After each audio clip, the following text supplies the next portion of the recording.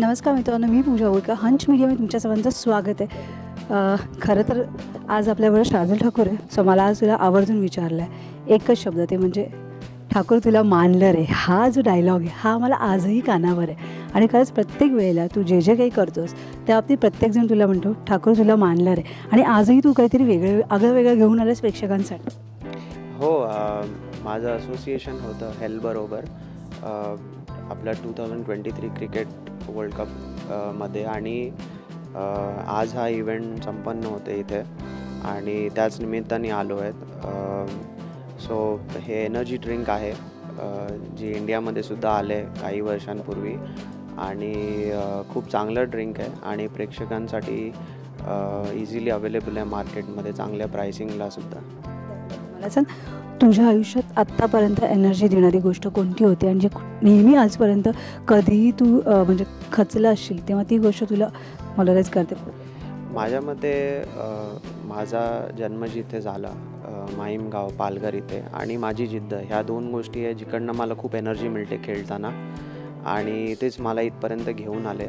आणि हे म्हणजे योगायोगाने इतक्या वर्षांनी एक एनर्जी ब्रँडसुद्धा मी एनर्जी ड्रिंक हा ब्रँड एन्डॉर्स करतो आहे.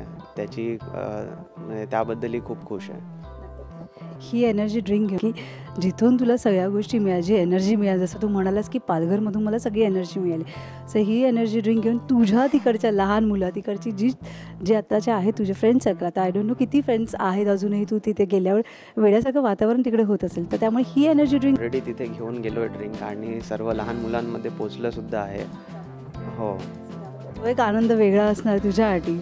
हो हो, नक्कीच खूप आनंद आहे.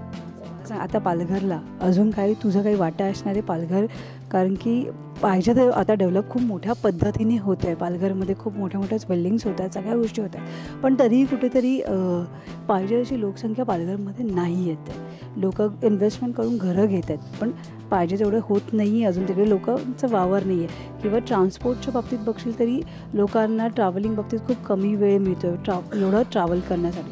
त्याबद्दल तुझा काही खंत किंवा काहीतरी करा असं सरकारला काही म्हणायचं? नाही, पालघर माझ्या मते डेव्हलप खूप होत आहे आणि जे 15-20 वर्षांपूर्वी पालघर जसं होतं आणि आता जसं आहे यामध्ये खूपच फरक आहे आणि चांगलं काम होतं आहे. तुम्ही जर पाहिलं तर नवीन रोड्सही बनत आहेत.